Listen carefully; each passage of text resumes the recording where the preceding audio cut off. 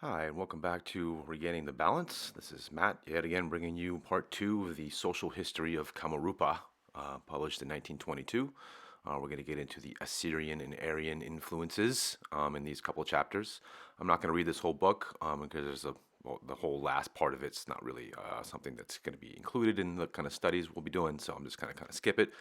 But you guys are more than welcome to download the book and check it out yourself. I'm pretty sure I put the book in the description box. So, anyways, let me. I wanted to really quickly just do a quick recap of that first section of the Phoenician pennies and how they are the ones that started Sakti and Shiva worship, which is like basically Baal and Ashtarte, the exact same thing.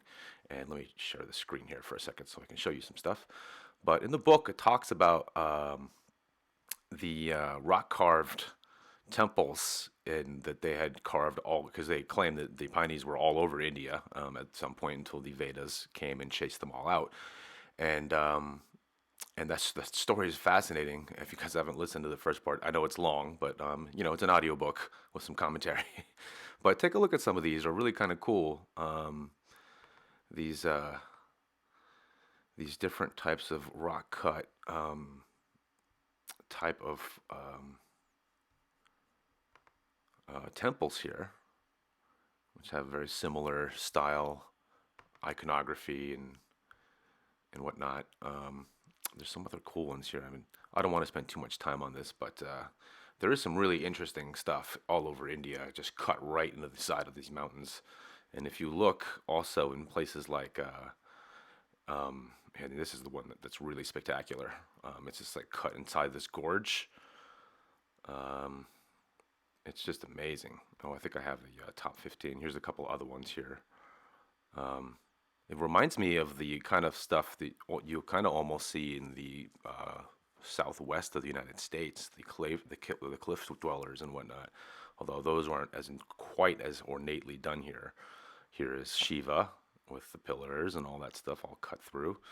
So who knows? Maybe if they were doing this here before they moved out to the Mesopotamia area and Phoenicia, then that gives us a pretty good clue on the kind of architecture and the kind of I don't know, architectural knowledge they sort of spread all over the place. Because if they're doing this straight hewing out of rock, that's impressive. I gotta say. Ooh, that's spectacular. Look at that. So don't know what to really say about that, but there's definitely something there, I think. Anyways, we'll get to the book here. And whoops, it looks like I'm gonna have to go all the way back up. Oh wait, I know how to do it here. We'll do bookmarks and almost. There we go. Okay. So the last episode or the last reading I did, we heard about how the Vedas and the Panis were sort of sworn enemies, mainly because they didn't like each other's religious viewpoints, basically, and lifestyles. And it told of a story of almost like an Exodus type of thing. You know what I mean? And it's very interesting, very weird, very interesting that after they left, the quote unquote Exodus across the Red Sea is what they talk about in the first part, and they went into the Levant area. It's very similar to the Bible story. So I just wanted to throw that out there. Let me double check to make sure everything's good. Yep. Okay. All right. All right, so let's get into the Vedic Aryan influence. And I again apologize in advance for any kind of mispronunciations or anything like that. Oh, and also, if since I got you here, if you like these audiobooks, then hit the like button for me and share it if you think other people would like it, and please subscribe if you haven't already. So, let's learn something, and I'm gonna throw something out at the end of all this that is going. I kind of had an epiphany yesterday, and I'm not sure if I'm right about it, but I think I might be. Because I started looking at a bunch of other books, and all these things started popping out, and it has to do with what this book is talking about: the Vedas, the Vedic Aryans versus the Panis, and so we'll get into that soon. So, At the very outset, it has been described on the authority of the Satapatha Brahmana how in this land of no sacrifices the influence of the Vedic Aryans was established by eclipsing the glories of the Panis. After, and also earlier, they could also be called Palis as well, or Palis. After the various Aryan communities gradually found their way and settled here in consequence of which there sprung into existence, and in course of time, a number of shrines and holy places. The Ramayana tells us that in the prehistoric age, King Amurtaraja, elder brother of Kusanaba, grandfather of the Visvamitra, and son of Kusa, founded the city of Pragitotisha here. I can never get that one right, I'm sorry. We are also told that the greater seer Vismitra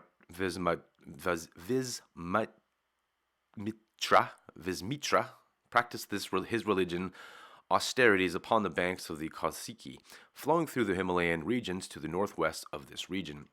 In the age of the Mahabharata, we find the Karatoya, like the Prabhasa, Pushkara, and Manasa, Namisha, and other places of Hindu pilgrimage ranked among the greatest shrines. It is in the Mahabharata that we find the mention made for the first time of the Lahuitya shrine established by the Parasumara. Now in the Kalika Purana, as well as in the Yogini Tantra, both of them are texts, it is the Brahmaputra which has been identified with the above shrine of the Luahitya. Even today, a hot spring bearing the names of Brahmakunda and Parasuramakunda is to be found in the semi-independent state of Khamti in the eastern frontier of Assam, 52 miles to the east of Sadia. According to the Kali Purana, Parasurama rent a hill and caused the Lahuitya to flow out of it after he had filled it with waters from the Brahmakunda. The Lahuitya flowed westward from here and under the name of Brahmaputra, inundating the territory of Kamarupa, and thus hiding all the ancient shrines of the place. Oh, how interesting. Local tradition has it. Sounds like another reset kind of flood, huh? Local traditions has it also confirmed by a work called Brahma Vyarta Purana, written slightly over 200 years back in the Assamese tongue by Balarama Jiva, that Parasurama, son of Jamadangi, killed his own mother with an axe under the orders of his father. Ooh, brutal. The axe remained glued to his hand, nor did it drop off even after he had been to all the holy shrines by way of penance. At length, traveling eastward, he reached the holy spring of Brahmakunda after he had plunged in with the inexorable axe, and lo and behold, it dropped off. Surprised beyond measure, Parasurama determined to turn the Brahmakunda into a shrine. Accordingly, I don't know what I mean by rent, he rent the hill, which is the source of the Brahmaputra, and caused the holy river to flow out to this place. Now, with a view to increasing the sanctity of the shrine, he brought over Brahmanas of 7 different families from Kanuaja, made gifts to them of the whole northern bank of the Brahmaputra, and went away. There's that number 7 again, guys. On his return, however, he found that all the Brahmanas had left the place. He cursed them and himself went away. In the Brahmanda Purana, we find the Parasurama killed Brahma and Naraka of this eastern region and established Brahmic supremacy. According to tradition, the descendants of those 7 families of Brahmanas who were cursed by the Parasurama to fall down from their high status degenerated 3 families of the Mismi, 2 of the Abor, 1 each of the Dafla and of the Miri. Now the Mismis are divided into 3 different families: Diju Mismi and Digaru Mismi and Midi or Chulikata Mismi. Of these, descendants of the first family are even now found to levy religious fees, from the pilgrims to the Parasurama Kunda or the Paramakunda. The Mismis say that no other Brahmanas are entitled to accept these fees and are enjoying this privilege from time immemorial. In this ethnology of Bengal, Colonel Dalton writes as to the physical appearance of the Mismis, quote, "The Mismis are a short, sturdy race of fair complexion or for Asiatic well-knit figures, ative as active as monkeys and very much in feature, generally exhibiting a rather softened face of the Mongolian type, but sometimes with regular, almost Aryan features. Nose higher, nostrils larger than is seen in the Indo-Chinese races. They have themselves a legend to account for this. I forget the particulars, but I know it connects them in some way with the Hindu pilgrims of the Brahmakund. Indeed, considering their nature and appearance, manners and customs, rites and ceremonies, as well as their national characteristics, it seems clear that the Diju Mizmis must have come down from the Vedic Aryans. Like the Vedic Brahmanas, they also look down upon agricultural pursuits. Why? And like the V's of the Rigveda Samhita, they also travel from place to place with articles of trade. This is so weird. I'm learning a lot about these Brahmanas and these Aryans. Like both the Aryans and the Panis of the Vedic age, they also took upon the cow as their chief wealth. Every year they are found to descend on the plains of Assam to buy pair of cows. The hill ox, or mithum, is the most favorite thing with them. The number of wives, as well as the amount of wealth, is determined by the number of mithuns one may have. That's interesting. Among the Aryans, the gift of cow is a highly meritorious act. The Mismis also give away cows to the bride's party as a dowry. On occasions of hospitality and other great occasions, also the ox is slaughtered and eaten. Even now, the Vedic Brahmanas say they are found to observe a period of 10 days for defilement caused whether by birth or death. After delivery, the mother with her child is confined in the lying-in room for the same period. The very dress worn by the priests of this race when offering worship or reciting some incantation will be found to carry us back, however faintly, to the days of the Aryan civilization. They put on a, quote, a light-fitting coat of colored cotton, a small apron, and a deerskin as mantle, unquote. It is superfluous to state that the Vedic Aryans also, when conferring the sacred thread or performing sacrifices, use the deerskin as their sacred thread. Not only when officiating as priests, but on many other occasions, the Diju Mizmis are found to put on sacred threads of deerskin. The pilgrims who have been Brahmakunda must have noticed this. In the face of these facts, no conscientious scruples are felt in recognizing the Mismis as descendants of the Aryans, and more particularly the Diju Mismis as outcast sons of Vedic Brahmanas. The age of Dharma Sutra, the thread of cotton, was assigned to the Brahmanas, that of hemp fibers to the Kshatriyas, and that of sheep hair to the Vaisyas. Previous to that, and here's a picture. Okay. Diji Mishmi was sacred thread of deerskin. All right, there it is. I started a sentence here. Previous to that, the deerskin served the purpose of the sacred thread with the Vedic Aryans generally. Hence, it seems that the ancestors of the Mismis must have left their original home for the banks of the Lohitia before the differentiation of the sacred thread was introduced. In describing the home and furniture of the Chulikata, or the Midi branch of the Mismis, Colonel Daughton says, quote, their houses were long and narrow, about 60 by 12. One side was a narrow passage from end to end. The remainder was divided into small apartments, and some of which were seats, a sign of civilization not often met with Indian huts. Unquote. The above compliment paid by a European ethnologist also speaks, however, faintly in favor of their past civilization. As observed elsewhere, the Diji and Digaru branches of these people were supposed by some to have been originally Divijas or Divijavaras, respectively. Similarly, the Medis may also have taken to have come down from the Vedic Medes, or Grihamedines. Grihamedines. Interesting. And it is also equally likely that the change of residence, as well as the change of manners and customs, have been chiefly responsible for the changing the name of Medi into Miri in some places. Again, if we take into consideration their physical and mental constitutions, as well as their manners and customs, we shall find that, in spite of the differences that now exist among them, the Arbors, the Daflas, and the Miris must have originally sprung from the same common stock. Their languages are also not very different from one another. Those who have never acknowledged defeat or bowed to others are called Avaras, or Abors. They are not also lacking in many of those special features which Western anthropologists have assigned to people in the Aryan blood. With their bold noses, broad foreheads, and bright white complexion, how beautiful they look, both males and females. Uh, Although large and wide and not piggish like those of the people of the Mongolian stock. Jesus. Their eyes seem generally to be of the medium size on account of the state of intoxication they are almost always in by drinking a homemade beverage. Sounds like these people know how to party. Although the worshippers of many gods and demigods, on close analytical examination, their faith will be found to resolve itself into belief in one supreme God, whom they call the Tagan Arki, or Tigmarchi, God of Light. It's funny how we've heard that before. This Tigmarchi is no other than the Maha Sakti, the supreme power. To appropriate her when they fall on evil days, the Davadahas of these people offer the following hymn. O God of earth, O God of heaven, O God of light, come here and receive our homage.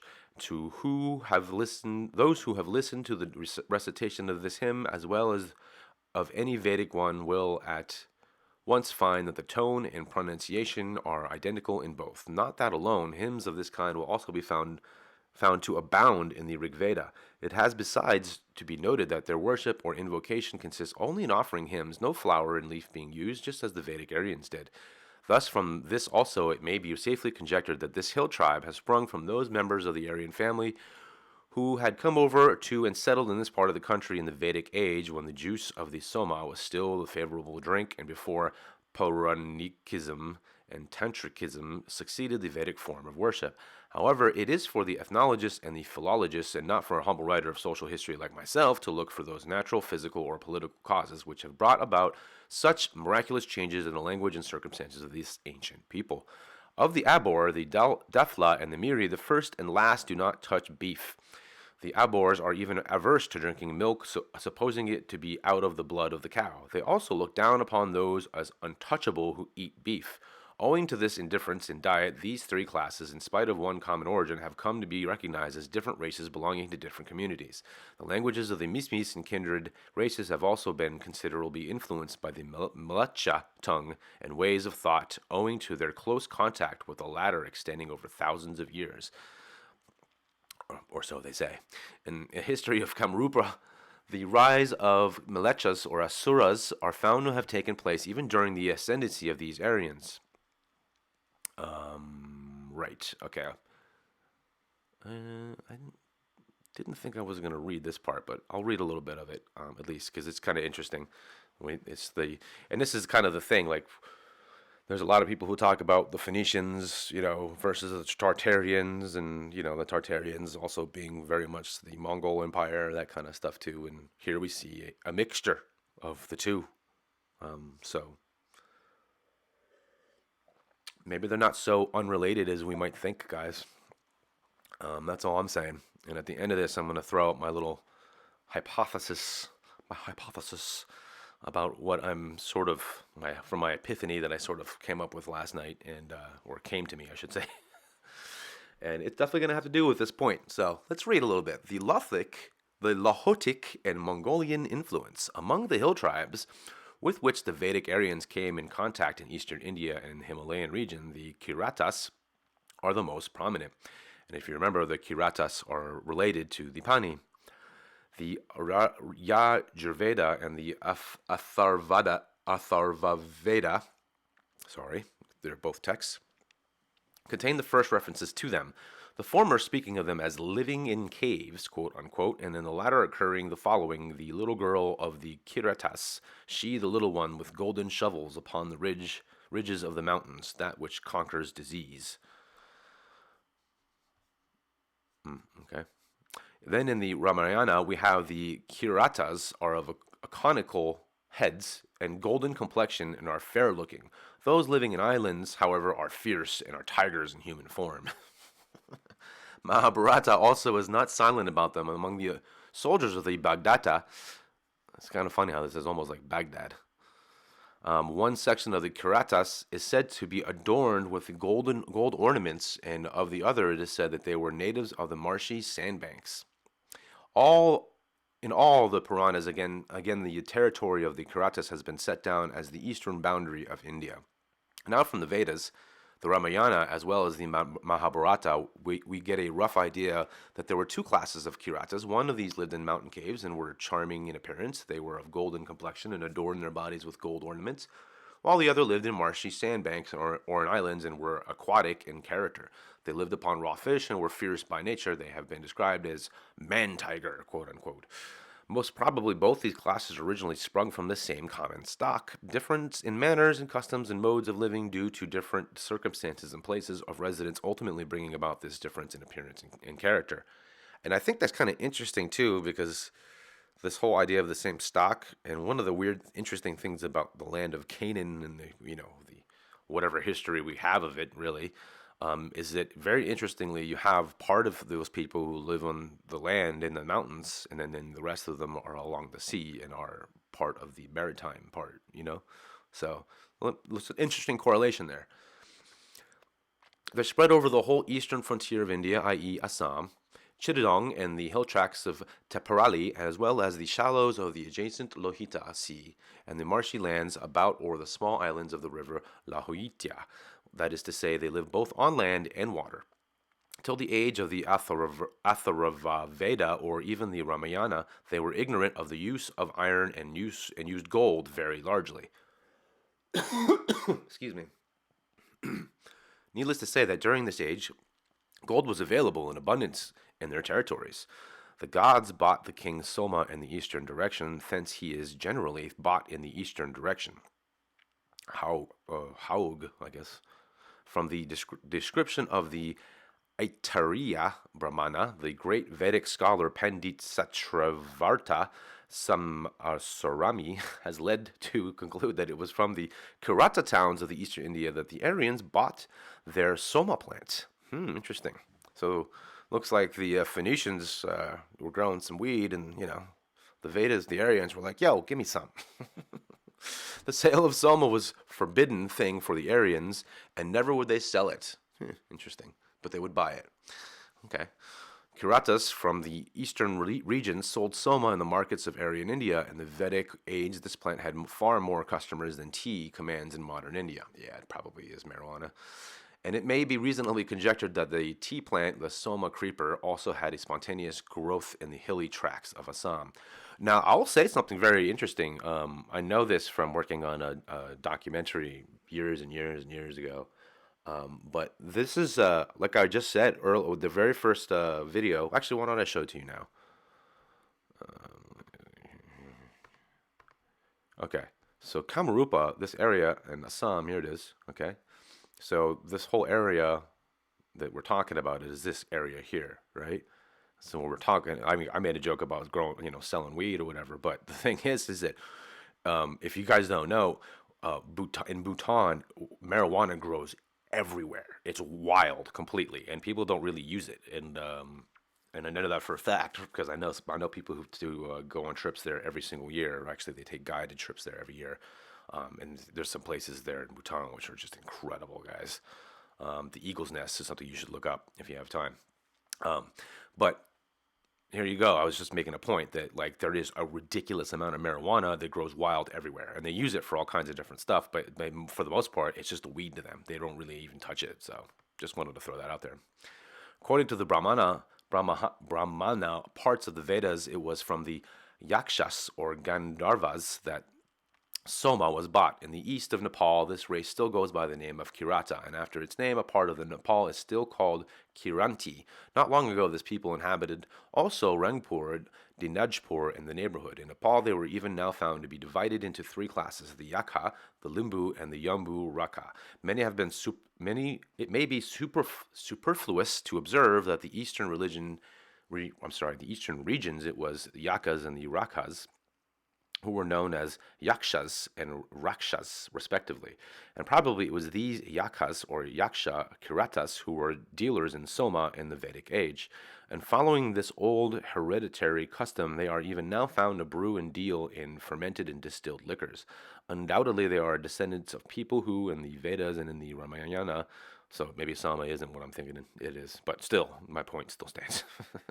They were called cave-dwelling Kiratas and the quote man-tiger Kiratas, living in the islands or marshy sandbanks, and were known as the Rakshas or Rakshasas. And the story related in the Vanaparva of the Mahabharata, chapter 147, regarding the encounter between Arjuna and Shiva in the guise of Kirata, we do indeed come across Kiratas fond of hunting in the far-off northern frontier regions of the Himalayas. Hence, from what we are told of them in the Ramayana and the Mahabharata, as well as in all the Puranas, we may safely take them as the aborigines of trans-Himalayas, as well as of the country of the Lahuitya in eastern India, or of that marshy lands on the shores of the ancient Red Sea, and not the Red Sea we're thinking about. For this reason, it would be well to regard this people as belonging to the Lohitic as well as the Mongolian race. According to some modern Western ethnologists, the Koch, here we go, guys, this is the connection. According to some modern Western ethnologists, the Koch, the Mech, the Kachari, and the Rabha and the Dimal are all one and the same people, having sprung from one common stock. We do, however, regard the Koch, the Mech, and the Kachari and the Dumal as quite different peoples. Well, okay. The Kochas, or the Pani Kochas, have already been spoken of. It will seem superfluous to add after that the Kacharis are the intermixture of the Uchaka and the Kiratas. Okay, there you go. So, the Kiratas, which is what they're talking about here, the Kiratas, right? So he's saying they're not all related, but that the Pani Kochas are part of the Kacharis and an intermixture with the Uchaka Kiratas. So they are a part of an intermixed thing. So, take that as it may, whatever. This could be very well be one of those things that connects Tartaria with the Phoenicians. And considering that it's I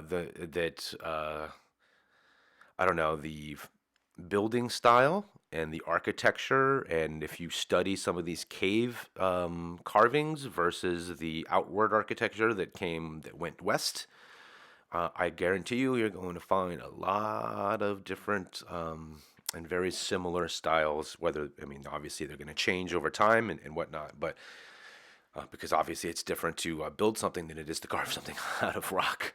But this is a connection, Tartarians and the Phoenicians may actually be cousins or part of the same family. So keep that in mind.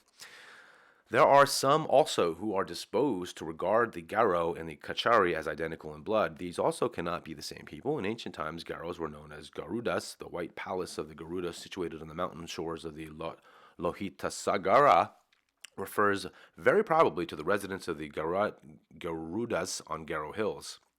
In the Mahabharata, Garuda is described as sworn enemy to the snake and is given the epithet Kiratasin, devourer of Kiratas. And there's another connection right there. Okay, the snake yet again, and in the Sancho Niatho, they have the whole section about the serpent, which is obviously an allegorical thing, but here we are, yet again, another connection, okay? As desired by his mother, and you know what, honestly, I should probably look into the some of the cosmology for the Mongolians as well, because I wonder if there's a snake motif in there. I bet you there is. Anyways, continuing. As desired by his mother, Garuda went to the seashore and devoured a large number of Kiratas. That's quite the meal. Hence the epithet. It is as well a known fact that in ancient times Garos and Kiratas were only on terms of the deadliest enmity, and whenever opportunity occurred, the former would kill and eat the flesh of the latter. Now, isn't this interesting, right? In the first part, they try to pin the human sacrifice on this kind of stuff, and then you turn around and this is the opposite of that earlier story. It's funny how things keep on flipping back and forth. I think that's a pattern in most history, and a good way to hide it too. Excuse me. Of course, in modern times, the Garos do not kill and devour men, but he is still found to be a deadly enemy of the snake. So whenever they find a snake, they catch it and cook its flesh into meat. It is said in the Babisha and Samba Puranas that the Garuda brought the Maga, or Scythian Brahmins, to India. Interesting. Okay. It is needless to mention that this story is used figuratively in the Puranas, obviously. The Garos, even in the present day, carry persons on the two wings made of bamboo fixed on their back. It is probable that these were the people who carried the Magi on their wings from the remote Central Asia into this country. Hence the story that the Scythian Brahmins came into India on the wings of Garuda.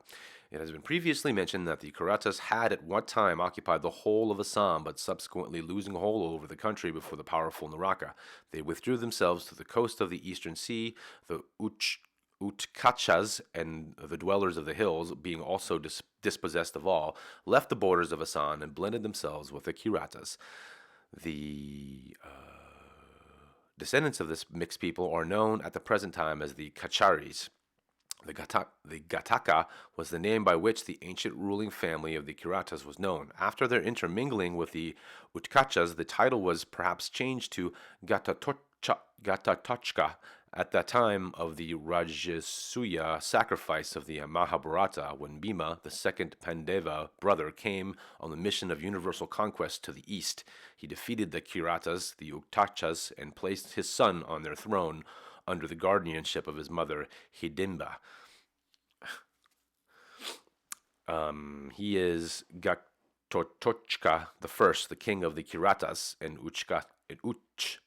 Utkachas. It has been said before that formerly the Koch dynasty, belonging to the system of the motherkin, that of the Panikochas,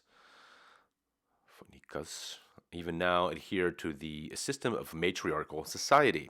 Their kinsmen, the Utkachas, showed their affinity with the Panikochas by calling the dynasty founded by Gatochka. Okay, that's as good as I'm going to do for now. Hidimba, or the line of Hidimba, and giving the same name to the country which they inhabited.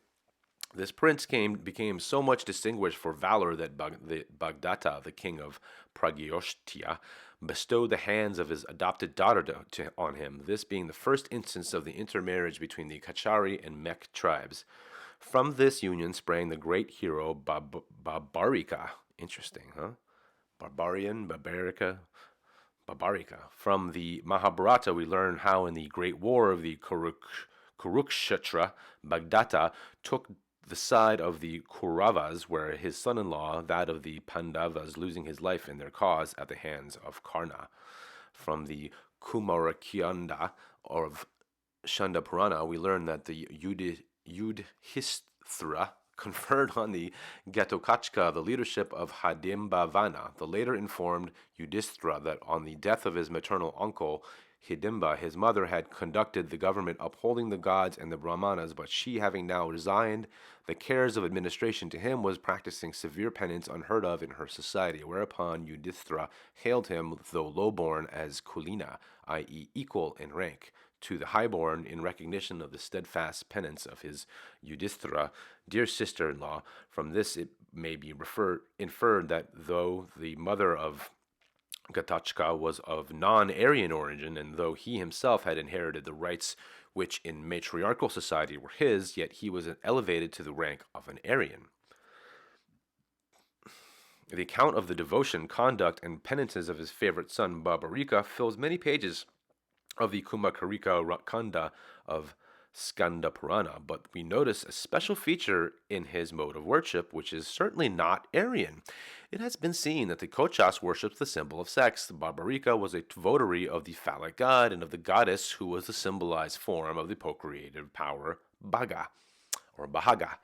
In modern times, the Garos and the Karachis are found to have intermingled in some places, yet the true-born Garo is quite different from the Karachi.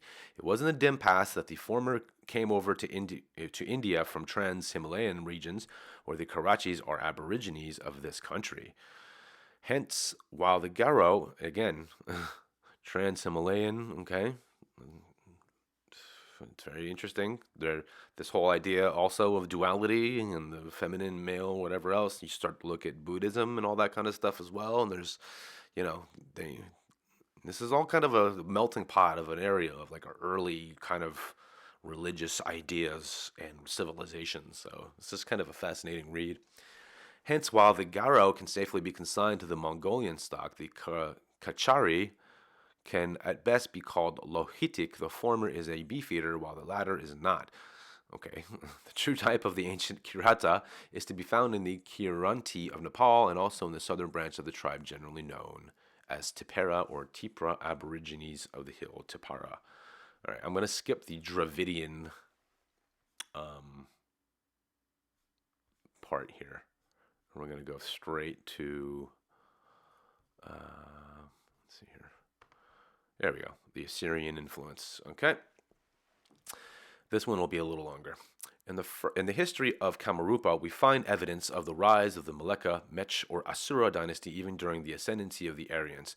Now, who were these Malecha Asuras? In the Satapatha Brahmanas of the White Yajurveda occurs the following, quote, "The gods then cut her Vak off from the Asuras, and having gained possession of her and enveloped her completely in fire, they offered her up as a holocaust."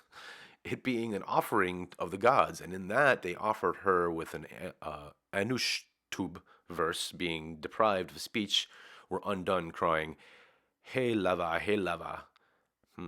Such was the unintelligible speech which they then uttered, and he who speaks thus is a Malecha.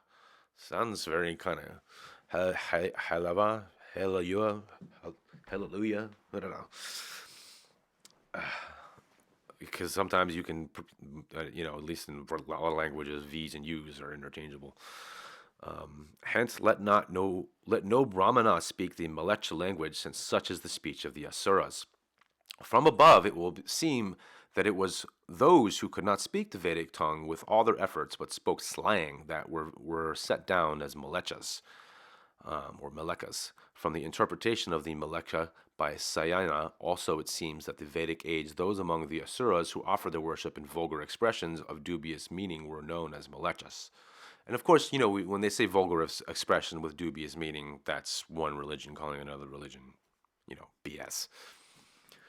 It is said in the Manu Samhita that is the land of sacrifices where the black antelope is naturally available. The rest is Malecha country where no sacrifices can be held.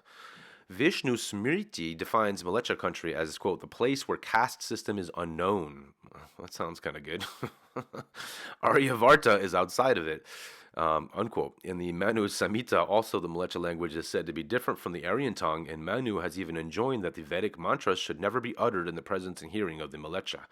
He has, however, hinted that even among the four castes of the Aryan community, there were people who spoke the tongue of the Malechas or had mixed with them. From the Mahabharata, we learn that when the Pandavas were proceeding to the Varanavata, Vidur gave confidential instructions to Yudhishthira in the Malecha tongue. From this, it will appear that even among the classes there was no dearth of men who could speak and write Malecha, although since the Brahmanic ascendancy in the Vedic age, this tongue had always been at a discount. It has already been noticed that in the age of the Satapatha Brahmana, Malecha was regarded as a language of the Asuras. In the list of Sanskrit roots compiled by Panini, Malecha is found to have been accepted among words of the unchucha. Excuse me, I need to take a drink. So, there you go. Or abandoned class, right? Katayana, the commentator of the Panini, in the course of his discourse on the utility of the study of grammar, seems to have followed Satapatha Brahmana with regard to the Malecha tongue. The great commentator Patanjali also has echoed him in saying that a Brahmana should never speak the Malecha tongue. Yet from what he says is Pasasanika, one is led to imagine that even the Malechas recite the Vedic mantras, however incorrectly, although strongly discouraged by the Aryans. And maybe it's malicious. I don't know. But just if you guys haven't seen some of the other videos, the high priest Melchizedek is going to get connected with these Malechas here. So just to give you a little heads up. Also, in the commentary of the Meenamsakya, Sutra by Savara Savimin mentioned is made of the Malecha language. He says the Malechas use many words which convey no meaning to the Aryans, e.g., Pika, Nima, Mata, Tamasara. These are some of the words used by the Malechas conveying no sense to them. Not to speak of words which can be explained according to the Vedas, Nirukta, or grammar, or where words cannot be interpreted in the light of the Aryan speech, such meanings will have to be accepted as many in the as may be in the Such meanings will have to be accepted as may be in vogue among the Malechas, however vulgar they may be, quote unquote. In his translation of the Satapatha Brahmana, Eggeling has interpreted Malecha as meaning barbarian. Look at that. In Sanskrit literature, however, the synonym for barbarian is barbara. And remember the guy up earlier on, right? Barbarika? While the true meaning of Malecha is outcast foreigners. From a simultaneous study of the Satapatha Brahmana, Manu Samhita Ashya and Savara's commentary of the Mimamsa Sutra also, it will seem that in old times the Malecha formed a distinct race by itself, and that outside the limits of Aryavarta there was a country known as the home of the Malechas. Now the question is how to definitely localize this Malecha land. We should remember that they call them outcast foreigners when I'm not sure if that's the same caste of the Pani. I think it is, or they're connected maybe later on, but because at least the Pani story is that they already live there, so who knows. It is said that the Birat Parasara Samhita, that the Brahmana, Kshatriya, Vaisya, and Sudra are the four original castes. The remaining castes have sprung in course of time from their intermarriage. The Malecha, however, are not of mixed blood, being an independent race by itself. On the authority of the Satapatha Brahmana, it has been shown that the Malechas were distinct from the Aryans and were included among the Asuras. Hence, there is no discrepancy between this authority and Parasara. In the Vedic age, the Asuras became separated from the Aryans and, having crossed the borders of India, settled in Persia or Turkey. Gradually, they increased in strength and influence. And it is now over 5,000 years, since they founded the kingdom of Assur, or Assyria, about 200 miles to the northwest of Babylon, and founded the capital of Assur on the banks of the Tigris. Their possessions extended from Asia Minor to the Caucasus Mountains. In the Old Testament, mention is made of a royal priest under the name of Melchizedek. Okay, Genesis 14:17, verse 17. From Caucasus, he went over to Salem, Jerusalem, and became king and priest of Supreme El. And if you guys haven't watched the Was Jesus a Phoenician videos yet, I go into El in the first video. Very interesting. Definitely does not originate with a Hebraic origination. After his name, Melchi came to denote king and high priest in Syrian and Assyrian languages. So, you see that? Melchi. And then I'm sure we'll run into this word again. Melchich. The Melchach. Yeah, I don't know. Seems like it's pretty plausible here. It is too well known to be mentioned that in olden times, territories were generally named after the peoples residing in them. I forgot that I did read part of this in that video. So, in the Kiskindayangdanda of the Ramayana, we are told that far off from India in the northwest, there lived the Melchas, the Daradas, the Yavanas, and the Madras.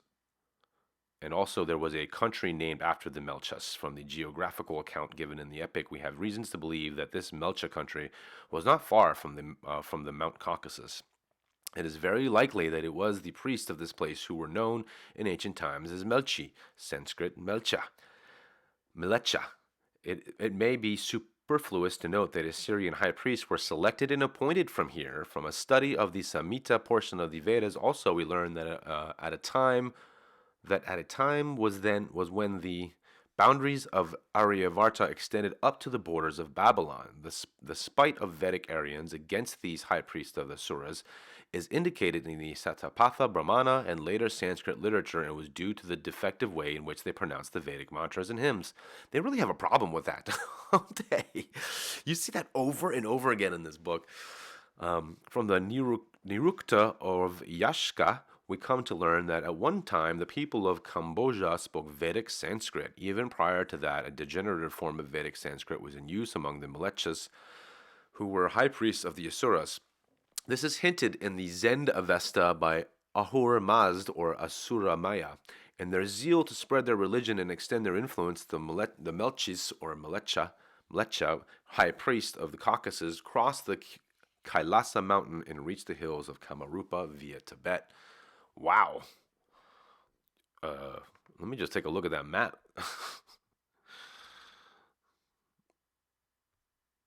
Interesting.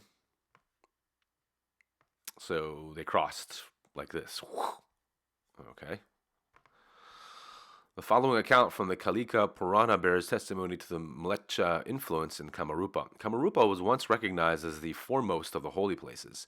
Whoever offered worship, performed his ablutions, or even drank water here was after death promoted to the rank of the ascendants of Shiva, or the goddess Kamakia. Thus, the place came to be outside the jurisdiction of Yama, god of death.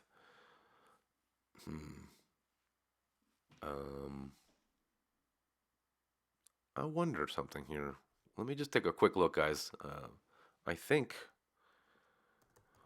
I'll just do this really quickly. Phoenician Pantheon. Let's go to the deities. What was it? Yam? Yep. Ooh. Okay. I wonder if this is very similar as the god of the underworld as well. I think it is, actually. If I'm not mistaken, Yam is the god of the underworld in the Canaanite language. Thus, the place became known outside the jurisdiction of Yama, the god of death. How about that? There's another little connection, huh? Who could not exercise his rights here? It is in difficulty. In his difficulty, the god of death appealed to Brahma, the creator, who took him along to Vishnu, the protector. The latter heard them and led them on to the presence of the great god Shiva, the destroyer. He pleaded for Yama and concluded his argument by saying that some way must be devised to re-establish and make invincible the authority of Yama over Kamakia, as otherwise disorder would reign rampant here. Shiva appreciated Vishnu's argument, came down to Kamakia with his retinue, and ordered goddess Ugaratara, again Ugarit, and his own followers to drive all people out of Kamakia. Accordingly, at once commenced the work of expulsion. When all other people had been driven out, Ugaratra and the Pramathas tried to tease the great sage Visistha out of the Kamakia. Highly incensed at this, he cursed the goddess in the following words: "Although I am a Muni, you seem to be disowning me and are trying to expel me from here. Take then this from me. From now you shall be worshipped with all the mothers according to non-Vedic ways of worship, and let your followers who have been let loose in a drunken state befitting the Mlechas be such for good and continue to live here as such." Now even Lord Shiva, who had thus most indiscreetly set you upon a person like myself, well versed in the Vedas and practicing religious austerity in all its rigor, shall have to reap the fruit of his action. Let him be a mlecha and live here, decorating his body with ashes and bones. This Kamarupa itself shall be infested by the Mlechas, till Vishnu shall appear here in person for its redemption. Interesting.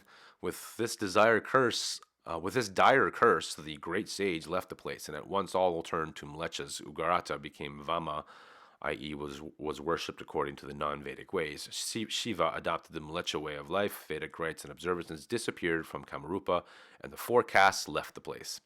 Although Kalika Purana itself is not very old, the story quoted above from it is not its own invention, but merely a reproduction of an ancient tradition. It was in a prehistoric period of the country, probably in what is known as the Bronze Age. Here we go. That the Vedic Aryans rose into prominence here, having defeated the Panis and eclipsed their influence. We have already spoken on this question, and no repetition is needed here. From the above account is the Kalika Purana. It would seem that just as one branch of the Assyrians marched off westward till they reached Asia Minor and succeeded in establishing their influence and culture under the name of the Melchizedeks, over the religious and social life of the high priests, another branch under the name Mlecha crossed the Kailasa mountains and reached Kamrupa via Tibet. The story of the decline of the Kamarupa as a holy place, of the waning of the Aryan influence here, and of the rise of the Mlecha has spread by the Paranikas may be due to the help that the people of Kailasa or Tibet may have rendered to the Mlecha invaders in establishing themselves in Kamarupa. Much evidence has been collected of late establishing that, like the Phoenicians spoken before, the Assyrians also were worshippers of many gods. Well, I mean, kinda. I'll really have to do a video on this whole idea of the idea of polytheism, because it's both not and it's kind of both polytheism and monotheism, and well, I'll have to explain it because it's not that difficult to explain. But they have like the version for the people, which is the polytheistic part, because they call them the profane, right? All these people, these priests, these high people in high places who guard the spiritual secrets or whatever else, and so they create these many gods as a way of a spiritual psychology, so to speak, right? But in the end, like their cosmology, there's still always a supreme high god above all of them, right? And so, like in the Phoenician pantheon, it's the sun, it's the Elohim, right? The sons of El, all the demigods under El, but El is the most high, which is why you don't find temples built to El, but you do to the quote unquote sons, the Elohim, right? So just as a little sidestep there, since they're talking about Melchizedek and all that kind of stuff. Some have even collected materials to be able to assert that in the very ancient times before the introduction of caste system in Aryan society, this people not only lived in close touch with the Aryans, but were themselves followers of the Vedic faith. In course of time, however, a strong line of demarcation was drawn up between the two communities, not only alienating the Assyrian sympathy, but turning him into a deadly enemy of all Vedic rites and observances. And it sounds like from all the other stories from the Vedas themselves that they can't handle when other people have a different version of their faith, and if they don't say their hymns right, then they kind of call them idiots or whatever else. So it's an interesting pattern we keep seeing here, and I want to keep reiterating that pattern, okay? Because when I get to my little conclusion at the end, it has something to do with sort of some of these connections I'm making. Then, in consonance with the time forces then prevailing and in obedience to their contrary tastes generated by indigenous causes, they took to worshipping quite a large number of male and female deities similar to that of the Phoenician, and that branch of them which established itself in Kamarupa introduced here the worship of many gods. This was opposed to the Aryan spirit, and hence it was that the Vedic Brahmanas condemned them so severely. As to the Mlecha family, which was the first to rise into prominence in Kamarupa, we have the following story of the Kalika Purana. The Mlecha king named Naraku was born of the alliance between Varaha and Prithivi. Janaka, king of the Vedaha, brought him up. At the age of 16, the Naraku came to the city of Pragyutisha, and which was then peopled by the uncivilized Kiratas, addicted to meat and drinking.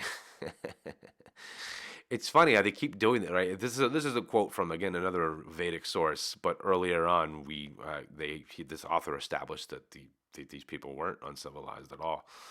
Gataka was their chief. Naraku defeated him in battle and drove the Kiratas away to the other side of the river, Dikaravasini, modern Dekrong. Then established himself at Prajotisha, founded his capital and began to rule over the country. He brought over here many Brahmas and people of a high caste. He married Maya, daughter of the ruler of Vidarbha, and soon became a staunch devotee of the goddess Kamakhya. Unfortunately for him, however, he made friends with the Asura named Bana, and at his investigation began to heap insults upon Brahmanas and their good men. One day he went too far and prevented the great sage Vashishta from seeing the image of the goddess. Oh my God. And you see, all right, so this great sage of the Vedic can't see the idol, the image of the goddess. So, and he gets enraged at this, and the sage cursed him thus: "In no time, goddess Kamakhya will disown you, and Krishna will put you to death."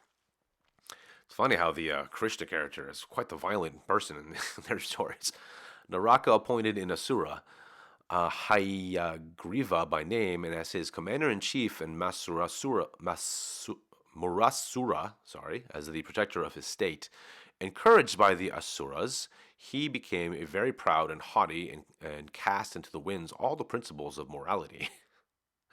Once he went so far as to steal away from the territories of Himalaya 16,000 damsels. Wow, that's a lot of damsels. Incensed at this, Sri Krishna marched against him, having killed all his adherent Asuras, put Naraka himself to death, and as his trophy, the victor returned to his capital, Dvaraka, with these 16,000 damsels, besides a large booty consisting of one lakh of elephants and a large amount of precious stones and other valuables. Before departing, however, he installed the deceased king's Naraka's son, Bagdata, on the throne of the Pragyotisha. It has already been observed in narrating the history of the Panis that there ruled in Kamarupa more than one king bearing the name Naraka. Incidents relating to these different persons were in later times woven together by the author of Kalikapurana into the life of one Naraka. That's very interesting. Okay, so here we have is a very interesting element to this book, which is something that if you guys read Anatoly Fomenko's work, of his chronological work in his books, what is it, history, science, or fiction? Or fiction or science or something like that. And that's something he brings up all the time. Like that's like the crux of his main part of the argument is that things in history are doubled and then woven together, or they're whatever else, and just to move around time. But here's a really old version of that. I mean, that's not just saying that like the manipulation of texts have been going on for a long time. The Naraku who flourished during the age of King Janaka, Mithila, cannot evidently be the Naraka killed by Krishna and succeeded by his son Bagdata. One is Pani or Phoenician, while the other is Melchizedek, or a descendant of the Assyrian high priests. Raja Upendra Shin or Rani Assam, passing for a lineal descendant of Narakasura, has written a history of his family in Assamese under the title of Raj Raznavali, a genealogical history of the royal dynasty, in which we find the following account. There is a tradition that the Brahmana was born as a part incarnation of Varaha, the boar, and as a result of a god's boon, a female child was born as a part incarnation of a Prithivi, earth, at the house of the Brahmana. Like the digits of the moon, the child began to grow. The latter Brahmana received the son of Jagannatha Jiva, a devotee of Vishnu, as the bridegroom of his daughter. The name of the bridegroom was Vishnu Deva, and that of the bride was Vishnu Maya. When she became youthful, he visited her during her menstruatum. As a result, she gave birth to a fierce child. Both of them began to lament for the birth of such a child and began to weep. "Oh, what has befallen us?" When a voice from heaven said, "Know him to be a great man, owing to the guilt of his parents. The child has been born at a time of Naraka, so he should be named Narakasura. Know him to be an indomitable king. His life will be put an end to by his father." Naraka Savara became king of Kamarupa. There were 16,000 females within his house. One of his sons was Bagdata. With the consent of all, Krishna made him king. This place came under the sway of the Mlech.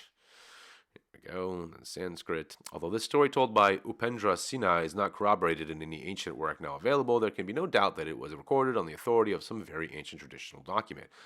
Vihara Purana says among the Brahmas of the Aryavarta, all except Magadha and Mathura are known to have sprung from the Kanyakubja stock.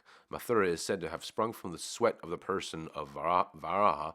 Hence, it will be seen that even the Puranas of the Brahmanas admit of the new Brahmana being born of Varaha. On the authority of the Old Testament, the case of the high priest and king named Melchizedek or Melchisedek has already been noticed in these pages. The writer in the Encyclopedia Britannica has referred to him as the king of Salem, priest of the supreme El-Lyrion. He says further, El was regarded as equivalent to Baal, and yes and no. And as to this Baal, we are told it is the, quote, primitive power of nature which divides itself into degenerative and conceptive or productive power. Again, female, male. Again, the Baal is the god of productive element in his widest sense. Thus, from the discussions of Western writers on this question, it will seem that while Baal was regarded as god of generative, and El was regarded as goddess or conceptive or productive power, Ila, mentioned in the Vedas as a goddess, interesting, may possibly be the same as the Babylonian goddess Ili or Bilat Ili, queen of goddesses. According to Sayana, she is the goddess presiding over the earth. Melchizedek was the first chief votary of Baal and El or Ila, and Ele or Ila seems to have subsequently been transformed into Kamakia. The ceremony of Ambuvachi symbolizes the menstrual period of the goddess Ila or Prithivi, earth. Even now, Kamakia is supposed to pass through this period on the occasion. Thus, there remains little doubt as to the identity of El and Kamakia. So, interestingly enough, El becomes the Most High, and here in this area, El is derived in the female form as well as the Babylonian, and then in the other Pani version, I guess you could say, it ends up being the male version. Again, showing the duality of the whole thing. It is not unlikely that the high priests of the Asuras or Assyrians were regarded as Melchas and Divijas or Melchizedeks, being born of god Baal and goddess El or Ila. In the dim past, some of them came over to Kamarupa or its neighborhood and spread their Melchi religion here, and it must have been in some one or the other of these people who wrested authority from Naraka dynasty reigning at the time, and assuming the title of Naraka, declaring himself king of the Melechas. The Varaha and Prithvi, from whom the Upendra Sina, Raja of Parani, supposed to be a descendant of the Narakasura, has traced the descent of the primitive Brahmana, may be taken to have been Baal and El or Ila, respectively. The worshipper of these gods was known as Vishnu Vrata, meaning Melchizedek or high priest of God. There you go. His daughter, Vishnu Maya, was married to Vishnu Deva, son of Jagnatha Divija, or Melchidezakian.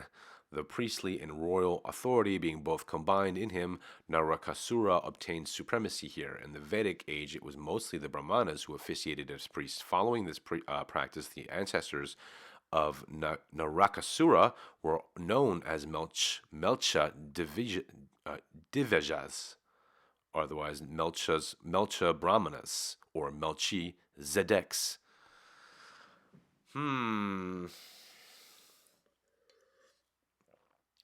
Very interesting, guys.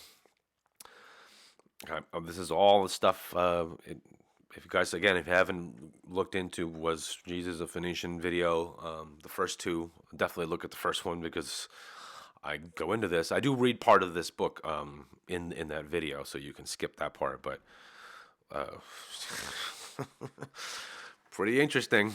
Even after even after his descendants had been bound with the ties of relations with many of the Kshatriya, royal houses of India had assumed the Kshatriya's distinctive title of Varman. They continued to pass as the Malechas Brahmanas of this part of the country. Hence, it will appear that it was for this reason that the Chinese pilgrim Yan Chuang, who visited India in the 7th century AD, was led to speak Bhaskara Varman, although a lineal descendant of Nakarasura, as being a Brahmanan prince. It is also stated that the Kalika Purana that the Naraka Mlecha king discharged Brahmanic function. Every historian of modern times is of the opinion that the Chinese pilgrim was wrong on this point. It will appear, however, that the Raja Vanisavali of Upandrasena and the Kalika Purana and the Yuan Chuang's view cannot altogether be neglected. In the and that's well, that's a good point because that's the thing about searching in history and kind of how I try to research things. So, you find something and then you try to find something else that refers to the same thing and then try to find something else. And the more things you find, maybe you might have something there, maybe you don't. But at the very least, if there are things that relate to each other that are completely unrelated, sometimes like, for instance, like weather issues, things like that, you know what I mean? So I think it's a good point here. That he's making. And the copper plates granted by them, the descendants of Asura Naraka, are found during many succeeding ages to have styled themselves as Narakas, or Bwamas, or Melchas. From the above genealogical history of Upendrasena, we do also come to learn that for 300 or 400 years, Mlech has been changed by the people into Mech. This race or community has been living in Kamarupa for about 5,000 years.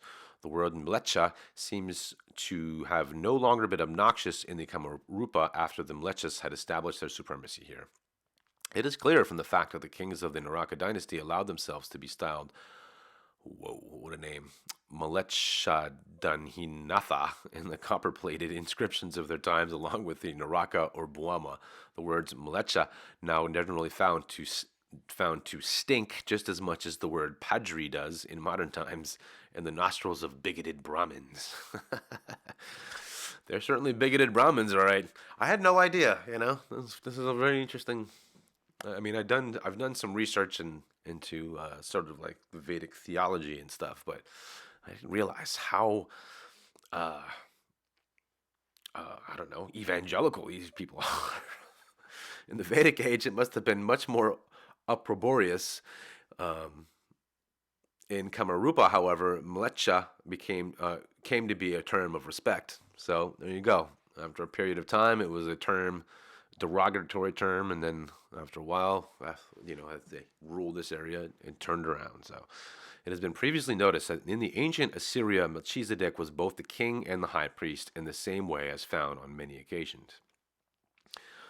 Not just that, but the king of Salim, of right? Salim, Jerusalem. The Melcha kings of Kamarupa also officiated as high priests. This custom seems to have come down even to the days of Raja Visasena in the Mech family, who founded the royal house of Kutch, Bihar. There you go, guys. So, as much as he may have, I don't know, the Kutch, again, the Kutch, the Pani, they're all part of the same Phoenician family. The Mlech are the same. So, the very first video of the again was Jesus Phoenician. We see a connection between all these people. They are related to each other. So I don't know. I don't know what to say about the Hebraic version of the Old Testament and the Bible and stuff. But I have been coming out with many books and many things showing that a lot of these stories don't even come from their history, but other people's histories. It seems like it was sort of taken, reformulated, and put into a new book, and then called, scripture, so to speak. Although you find bits and pieces of scripture written in different places in the Levantine area that have nothing to do with the Hebrews, or the Nibiru, if you will. So continuing, it was during the reign of his son Narayana that a revival of Brahmanical supremacy took place to the gradual abolition of this time-honored custom. Both he and his brother Suklavaja were untiring in their devotion to Brahmanas, whom they had brought over to Mithila and Gwada and established here. This resulted in increasing the powers of the Brahmanas and in decreasing the supremacy of the privileged classes. Thus, even those who had long enjoyed the rights and privileges of discharging the priestly functions in the temples of the goddess Kamikia and the Kamatesvari or Kamada or Gaswanimari were deprived of this privilege, which was transferred to the Brahmanas. Nay, they were even barred for ever entering the priestly precincts of the place of worship. The Brahmanas, whom they themselves had established and patronized, were too shrewd for them and gave them to understand that serious evil would befall them even if they would visit the places of worship. Since then, under the superstitious threat, the royal house of Koch Bihar has always abstained from entering the temples of Kamakhya and Gaswanimari. Yeah, that kind of sucks. The manners and customs, rites, and observances of the primitive Phoenicians and Assyrians are identical in many respects. I would agree with that. Their gods are also very similar, if not exactly the same. The chief deities of the Phoenician pantheon are found also to have been important places in the Assyrian pantheon. Yes, indeed. It is a matter of no small surprise and curiosity that in Kamarupa or Assam, the Koch descendants of the Panis, as well as the Mech descendants of the Malechians, are found to observe from times immemorial those very articles of faith, manners, and customs which these two people are found to have observed thousands of years back in Asia Minor. This fact has led many to regard these two different races, the Koch and the Mech, as originally the same. The Yogini Tantra, both of them have been spoken of as the Kuvacha and Malecha. And another thing too is that I forget what the plant, whatever, but they always talk about them, being drunkards and stuff like that, which I think is just a reference to them drinking wine, which again goes back to this whole thing with Melchizedek doing the bread and the wine thing. This is, the fact that they drink wine or whatever, or fermented drinks is as such obviously is super old. So, again, just another connection. Although their manners and customs have considerably modified and reformed their influence of the Vedic Brahmanas who settled among them, yet even quite recently in Brahmacharya, the life of abstinence and austerities was an unknown thing to them, as well as the purity of the matrimonial bed. The widow's fast, as well as other austerities practiced by her, were undreamt of among them.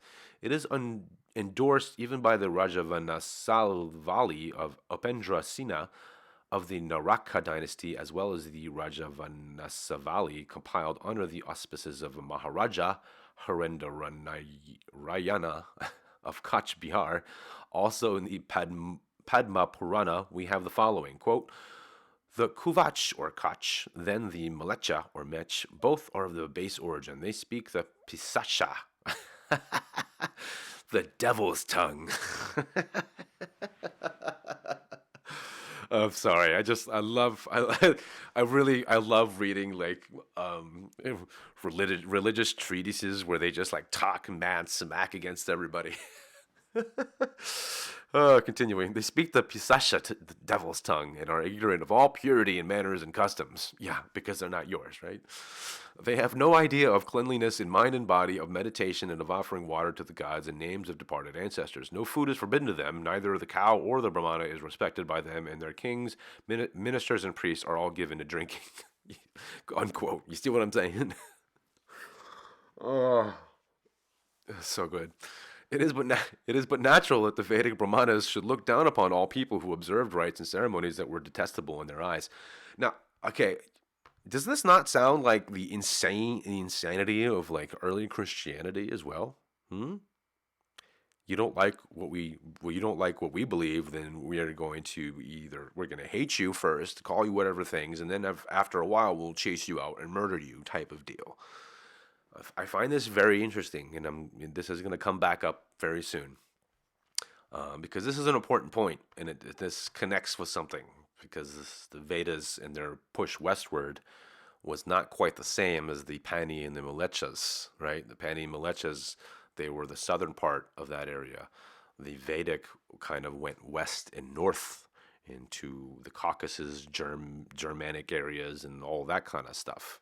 And that's going to come back into play soon. So just wanted to point that out here, because the Holy Roman Empire is very famous for doing this, for having the same kind of attitude against all things non-quote-unquote Christian.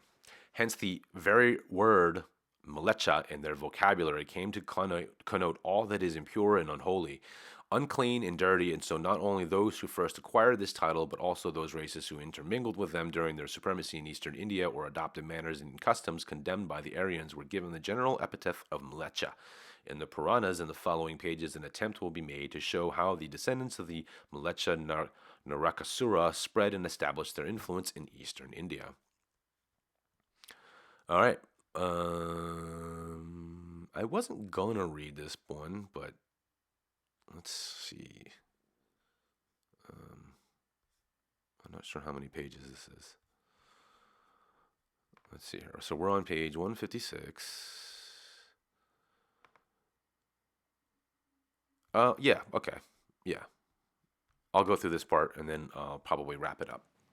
The rise of the Mlecha dynasty. Naturally, not a little flutter and surprise may have been caused by our assertion in the preceding pages that the descendants of the high priest of Assyria crossed the Mount Caucasus, their westernmost frontier, and marched eastward till they conquered and established their supremacy in eastern India. The soundness of such an assertion is likely to be called in question by many. The fact, however, is clear as anything and must not be laughed at. If from their home in Cambodia, at the foot of Indian Caucasus, the Hindus could establish the kingdom of Cambodia or Cambodia on the shores of the distant Pacific Ocean, which is now an admitted fact. What is there to make of one disbelief that a branch of the high priests of the Assyrian Empire came out of the far-off shores of Assyria and established their religion and influence in this holy land of Kamarupa? That's a good question. I would also maybe point out that it's possible, if you look at the map here, that maybe they sailed across. Boom. Instead of went this way, all the way across this way. But who knows? Maybe part of this a story that is lost to history is the fact that they went to various places, holy places, to learn, you know, their various religious ideals. I mean, that this whole idea of like mystery schools and stuff like that, I don't think is a new idea in any way, shape, or form. So who knows? Anyways, continuing. Physical barriers never succeed in resisting the onward march of a powerful and resolute nation. This is true. Then to the inhabitants of this part of the country, Mlecha is not a term of reproach as it was to the Vedic Brahmanas. This is clearly borne out of by the fact that the rulers of Kamrupa of the Mlecha blood felt no scruples if they did not take actual pride in styling themselves Mlecha kings in the copper plates issued by them. Although at the hands of the authors of the Mahabharata and the Puranas, the Mlecha rulers of Kamarupa, tracing their descent from the Asura dynasty, have fared no better than the Asuras at the hands of the Aryan authors of the Vedas and the Puranas. Their prowess and prosperity cannot be ignored, but have been constantly referred to by these authors. Anecdotes to the Mlecha chief Bagdata, son of the Narakasura and son-in-law of the king Duryodhana, are to be found not only in the inscriptions of the Kamarupa of different ages, but also in the Mahabharata and the Puranas of the Aryans. According to the Mahabharata, Kalika Purana in the Yogini Tantra, Lord Krishna killed Nakarasura and installed his son Bagdata on the throne of Prajitosha. Prajiyotisha. I said it right, really, pretty decently a couple of minutes ago. Find in the Subhaparva, the Subhaparva of the first work that Arjuna landed on the Sakala Vipa and after a hard fight defeated all the princes there. Then with these defeated princes as his allies, he attacked Bagdata, the king of Prajitusha, but met with a strong resistance. Bagdata was not only a great warrior himself, but was backed by a large number of warriors from Kirata. Here we go. China and the sea coasts. Okay, there's Phoenician or possible Phoenician, China, which would also be Tartarian. Here we go, guys. Same family, same connection. I don't know what to tell you. Believe it, don't believe it, I don't know. I think there's a connection here. After 8 days of constant fighting, Bagdata noticed that the Arjuna was tired and said to him propitiously, quote, "You are the son of my dear friend Indra, and I am also much pleased with the manner in which you have conducted war against me, so I will agree to whatever you may demand of me," unquote. And of course, Indra is mythology. Bagdata, and so is Krishna, of course, I think. Bagdata, having thus surrendered and paid tribute, Arjuna left his country with an invitation to him to attend the Rajasuya sacrifice to be performed by the Yudhishthira. This account from the Mahabharata leaves no doubt that the Bagdata was a very powerful warrior ruling over an extensive territory from China to the seashores. Even a hero of unmatched skill like the Arjuna could not think of attacking him before he had secured the cooperation of all the princes of Sakala Dvipa, or Scythia. Okay. Interesting. So here we go is a connection. This guy is also connected with Scythia, the Scythians. But even this combination was of no avail. The battle raged furiously for 8 consecutive days when signs of exhaustion were noticed not in Baghdad but in his opponent. It was only his own pity and admiration for the powerful so in of his friend that led Baghdad to yield to him. Interesting. He had never been defeated by Arjuna. The glories of Baghdad will call forth greater admiration if we but remember that this account of the fight is given by the Mahabharata itself, which is marked for its advocacy of the Pandava cause, so the other side. We also learn from the above account that the Sakaladeva was not from China, for if not close to one another, creating a feeling of jealousy and rivalry, why should the princes of that place go out against Baghdad on the side of Arjuna? On the occasion of the Rajasuya sacrifice at the Hastinapura, Baghdad arrived there with a retinue of Yavanas and presented Emperor Yudhisthira with excellent horses, utensils made of precious stones, and ivory hilts of swords.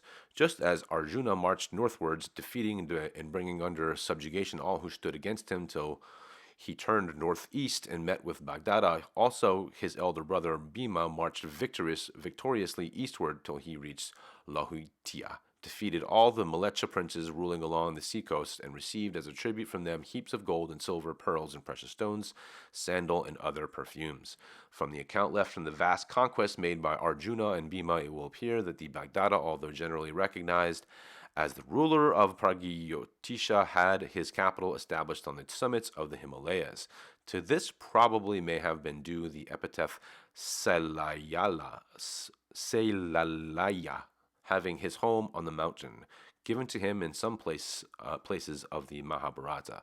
It is said that in the Brahmadana Purana that the king Baghdada ruled as far as Kalasa, or western Tibet, or it's probably called Lhasa nowadays, right? Quite a large number of Malecha chiefs are found to have ruled in that age as tributary princes to him over Luhitia, or the country drained by the Brahmaputra, and Silhet, Kachar, Chittagong, and the neighborhood. It is found in the Udyogaparava of the Mahabharata that in the great Kurukshetra war he sided with the Duryodhana with a whole Aksuanini of Chinese and Kirata soldiers of golden complexion. Here we go. What the heck is a golden complexion? I don't know. And it gave many proofs of his uncommon valor and prowess. After Dronacharya had been appointed commander-in-chief of the Kaurava army, a terrible encounter once took place between Baghdad and Bhima, in the course of which the latter, by virtue of his special skill in the art of Anjalika, interesting, made himself invisible inside the elephant his opponent was riding. What? And began to give the poor creature no end of troubles. This is so weird, but isn't that strange? Anjalika, huh? Made himself invisible, Anjalika? Interesting. His friends, however, thought that he had been killed and furiously fell upon Baghdad, but he proved a match for them all. Then came in Yudhisthira, Satyaki, and Abhimanyu, but they also fared no better. Quite an appalling number of soldiers lay down dead and dying on the ground, killed and mortally wounded by Baghdad or smashed by the weight of his elephant. Obviously, this is an allegorical story. At this plight of the Pandava army, Arjuna rushed forward to meet the victor. He himself was also attacked simultaneously from the right and the left by Duryodhana and Karna. They, however, could not long stand against him, but fled away to save their lives. When Arjuna fell furiously upon Baghdad, finding himself unable long to withstand the shock of his adversary's attack, the latter discharged at him the irresistible Vaishnava weapon. The Vaishnava weapon. I wonder what that is. Arjuna's life was threatened, and so Krishna advanced before him and received the shock of the weapon upon his own breast. At length, Baghdad was killed by the joint efforts of Arjuna and Krishna. Okay, so after he gets hit, I'm just going to read this little part of the footnote. I haven't read any of the footnotes of this book. There's just too many. But after Krishna gets hit, he says, "quote You promised that you would only drive my chariot and never fight yourself. How is it that you have broken your promise now? When I am alive and present, you should not have thus fought yourself." Unquote. Oh, Krishna said in reply, quote, "Vishnu has assumed, literally divided himself into, four different forms for doing good to and protecting honest men. The fourth of these forms rises after 1,000 years of sleep and confers boons on those who seek boons at his hands." Interesting. On one such occasion, Prithivi begged of him the following boon, quote, "Be pleased, O Narayana, to grant the Vaisnava weapon to my son Naraka, that he may not be subject to death at the hands of the gods and demons." Interesting. Okay. So he eventually gets killed. He eventually gets killed by the joint efforts of Krishna and Arjuna. Although in Maletsha, the Mahabharata has been not been the Mahabharata has not been ignorant in his praises, in describing him as pious and devoted to the Kshatri creed. This leads one to suspect that he might have had a greater regard for the Vedic faith of the Aryans than for the Miletiaism of his fathers.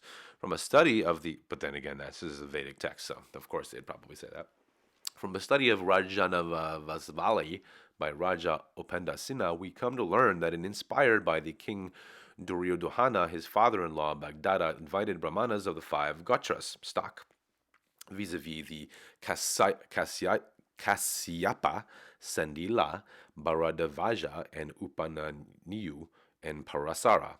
It cost 5 lakhs of rupees. It is very difficult, however, to find out with any exactitude the age of the Bhadakta or the time when his invention, at his invitation of the Vedic Brahmanas, came down to settle in Kamarupa. According to the Mahabharata, the Puranas, and the Tantras, as well as the copper plate grants made by the kings of the Bagdada line, he was a contemporary of the Kuru Pandavas, and according to the copper plate inscription of the Maharaja Bhaskara Varman of the same line, we find that he was 11th in descent from Pushya Varman, who flourished 3,000 years after Bagdada.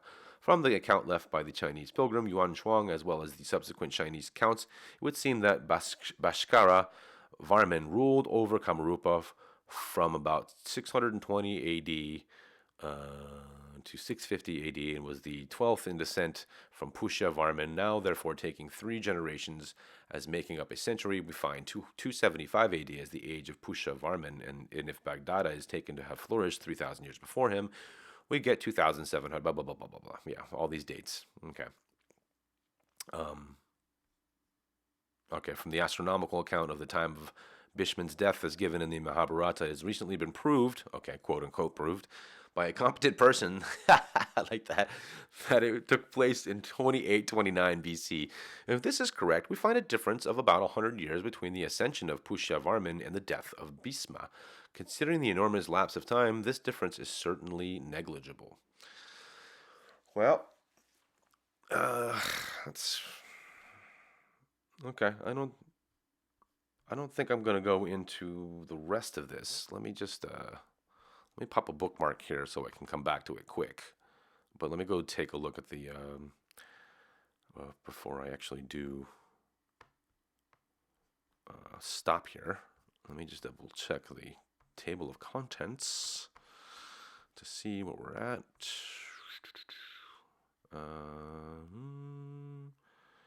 Yeah. Okay. Yep. That's where we're going to end this. I'm not going to bother. If you guys want to read the rest of the Melcha dynasty, this is going to be pretty much Middle Ages to 1500 period time period. I'm not that interested in this. I was more interested in the older connections here that we have here, and the Assyrian and the Pani Phoenicians here. So there's a lot of really interesting ideas with this, guys. And I guess let me go ahead and put up the. Well, no, I mean, let's just say this. I want to point something out here that I think might be a point, and something I'm going to be digging a little further in, because I keep finding a lot of these correlating counterpoints with each other, and one of them, one of the big ones, is this: is the Holy Roman Empire. Okay. Yep. All right. So, the Holy Roman Empire, and and the idea of, let's see here. Let's see here. The Third Reich. All right. Um,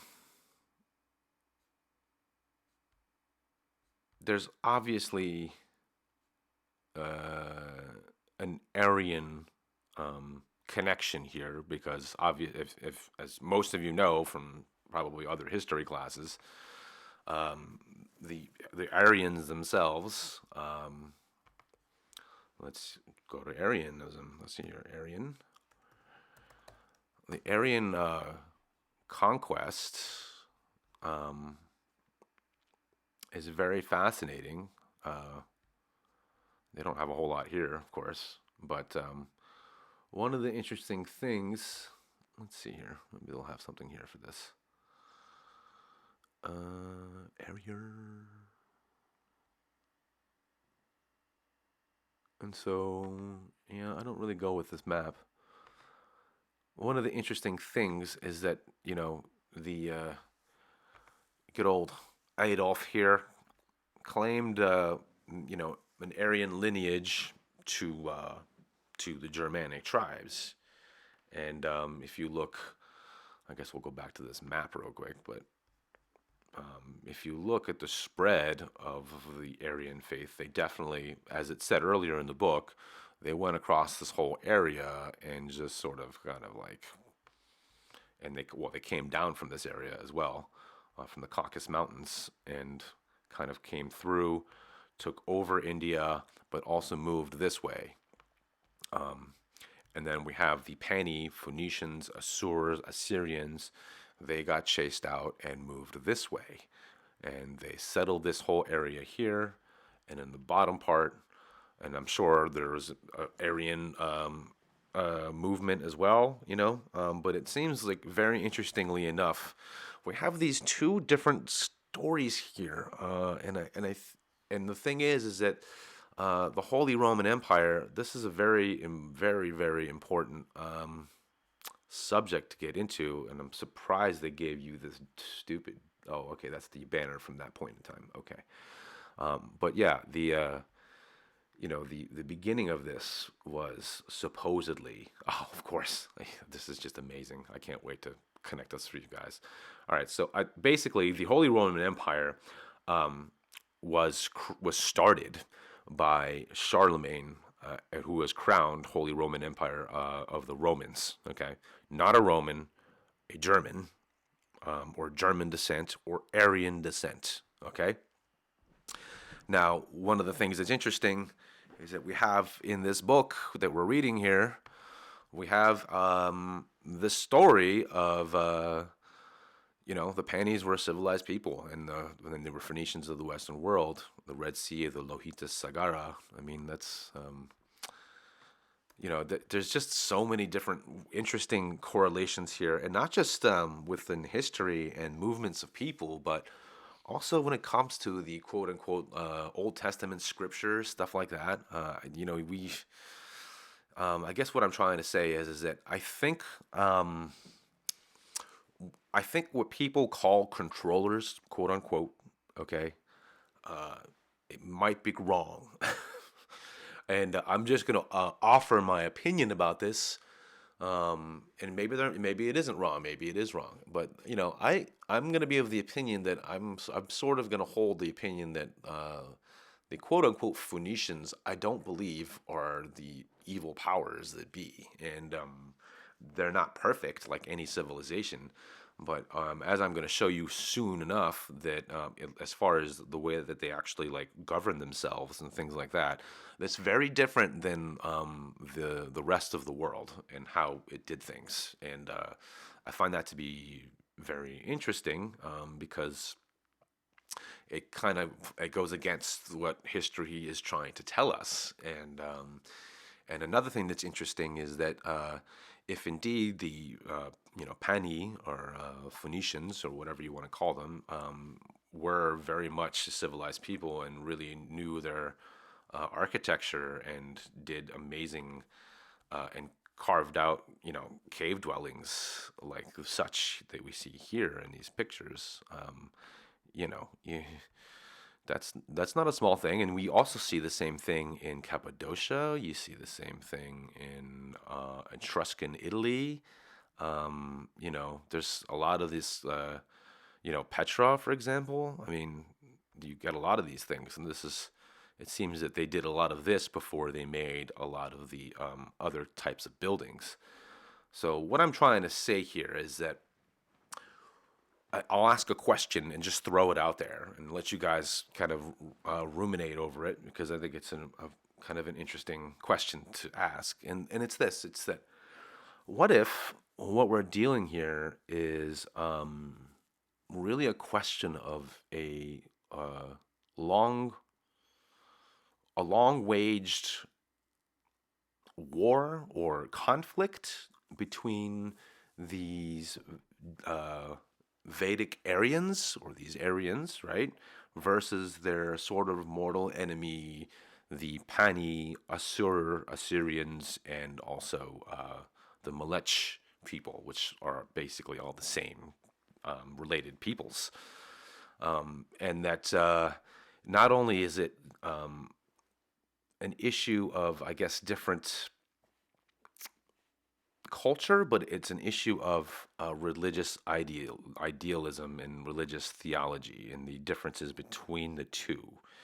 Now, I find that the parallelism between that and, for instance, like the rise of Christianity, and also in my opinion, the desperate attempt to absolutely contain the idea of Christianity into Judaism, which may not be the case, as I started to show, and it was Jesus a Phoenician in 1 and 2 videos, and I have a lot more coming up.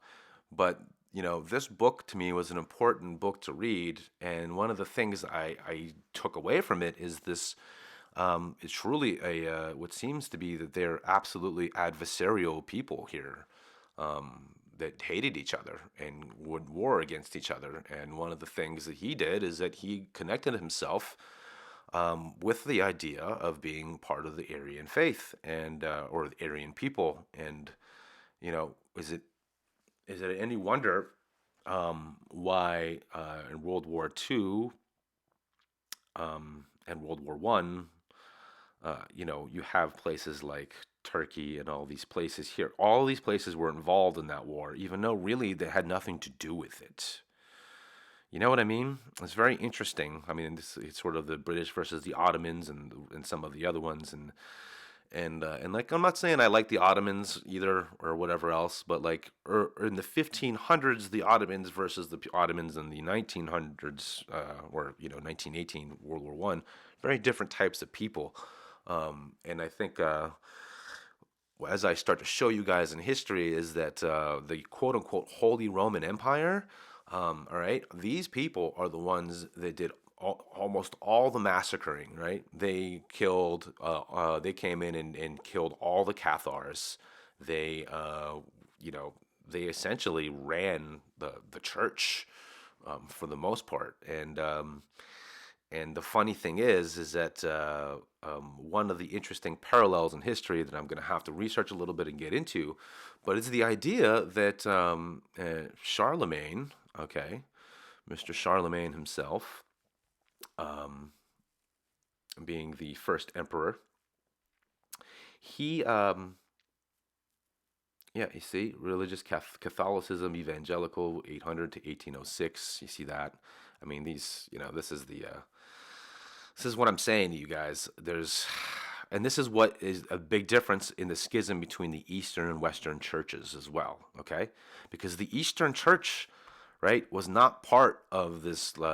Was this not part of the necessarily Aryan invasion? That part of that kind of thing. It wasn't part of this Holy Roman German Empire, which is why it needed to be destroyed, essentially because they, and it's funny because as I'm looking through all the parallelism in Flamenco, he definitely brings a lot of this stuff up, and I'm gonna have to start bringing that stuff to you guys because some of the correlations are crazy, and when you realize that it all pretty much all comes down to this religious ideology. Really, things start to fall into place, and so what I'm saying here is this: is that it appears to me that the quote unquote Phoenicians have had a really bad rap throughout history by the victors, i.e., the Holy Roman Empire. And through that victory, they have de facto erased almost all the history of these people, which were contemporaries of these people. Another thing that's interesting, if you consider the idea behind things like so the story of Charlemagne kicking the quote unquote Moors out of Spain and Italy and all that, or whatever, that whole area. Um, I think there's a definite correlation because between this idea of the Aryans versus the non-Aryan Panis, all right. But now it'll be the Germans, the Germanic tribes, the Aryans, versus the Carthaginians. And maybe it wasn't necessarily the quote unquote Islamic Moors that quote unquote invaded Spain. As a matter of fact, they didn't invade Spain. They actually had colonies there for a very long time, and so they were a part. That was part of their. As part of their colonies, they had family there, they had people, they had descendants, you know what I mean? And the story of Charlemagne coming down and, quote, kicking out all of the, quote unquote, Islamic Moors. Well, the funny thing is that they were called Moors before they were ever Islamic. They were called Moors during the, quote unquote, Carthaginian age. So, what's the real story here, guys? Because to me, I have a way more information to sort of bolster this idea that a lot of this has been these two ancient sides fighting against each other, and unfortunately, the Holy Roman Empire kind of won, forcing the others to go underground, and one of the things that pops up is Napoleon out of nowhere comes and actually dismantles the whole Holy Roman Empire.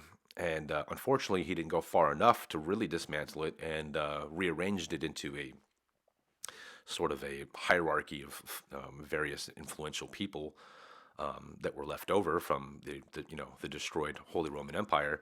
And then that in itself became an issue and wasn't resolved until the end of World War One, which then everything else changed and on the international stage, okay, and it became widened. And I would say now it's all based in Brussels and in Switzerland, but it also includes the Belgian area, the Netherlands, a lot of these things. Because one of the things about that's interesting also is the St. Felix Flood. Um, Let me see if I can get that for you guys. Yeah, the St. Felix Flood video here. Okay. Let me just make sure that's. This is this is related because after the St. Felix Flood, okay, and I didn't add this on here yet, but I'm going to do, I think, a part two because definitely has something to do with what we're talking about here. But the St. Felix Flood itself is interesting because the death toll was between 100 and 400,000 people in the northern part of France and major parts of Belgium and parts of the Netherlands. 25 years later, the quote unquote Holy Roman Empire swept through that whole area and just took it all over. Okay? And they intermarried with all the various people, which is why you see things like you see this flag sort of turning up all over the place. And you see it in the Russian flag, you see it in all these, look at these little things here, right? And I think that these guys are really more the bad guys the quote unquote Phoenicians. And some of the things I'll be bringing to you guys in the future will just show you that it's that their way of life and how they actually did things when they would, for instance, set up a colony or whatever else, the colony wasn't there to then take over the whole country. The colony was there. It became its own city state. It became its own entity. Like Marseille, for example, was a major port of the Phoenicians at one point, and they didn't. It wasn't. They didn't become an extra Phoenicia like Carthage did, or whatever else. In Spain, the same thing. They Cartagena, various other places, all these places set up by them, but the country wasn't ruled by them per se. The city states had connections with themselves, but that's about it. Now, compare that to this monstrosity, okay? This Holy Roman Empire, quote unquote, and what we actually have are a series of duchies and different lords that basically are all working together to enslave their people. And that's why you have things like, let's see here, what is it?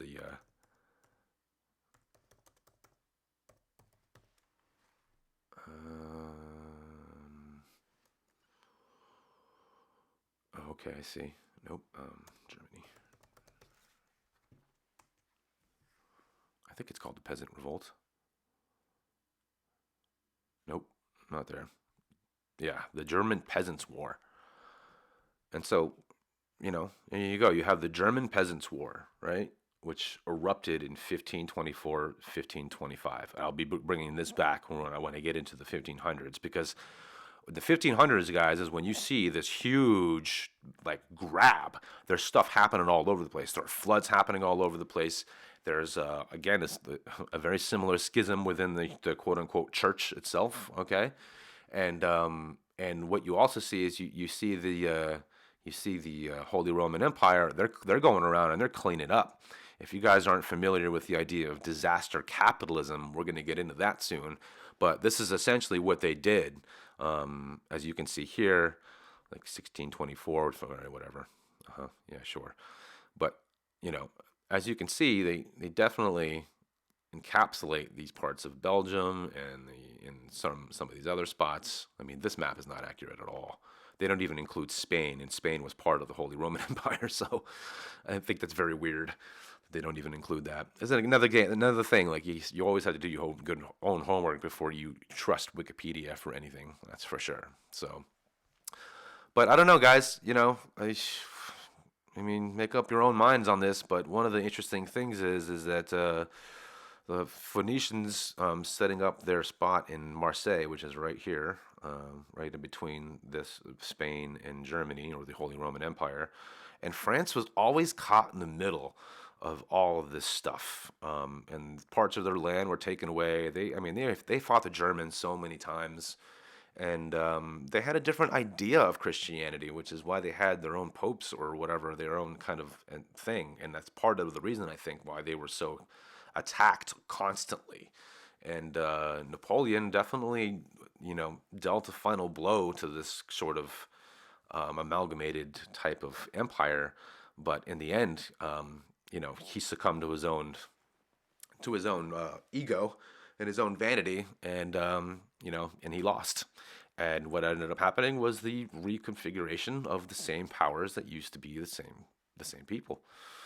And the funny thing is that you have the double-headed eagle from the Vedic areas of the between the eastern areas, between Anatolia and the Levant and India, and which definitely has this double-headed eagle as part of their thing as well. And the thing is that yes, purple is for royalty, but the only ones who actually designated purple as royalty was the Roman Empire.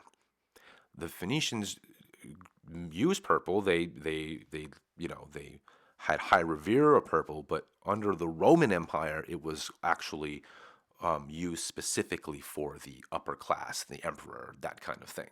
So that's another distinction. If you don't believe me, definitely look that up. But like they're the ones who coined that to be the empirical sign or godlike sign of purple. And it's just one of those things that it's just it's very interesting. And the thing is, it's like, it's almost like the history is really turned upside down. And I'm gonna go ahead and just put up my final thoughts here. Um, there we go. It's just one of those things where it's it's, it's certainly really interesting.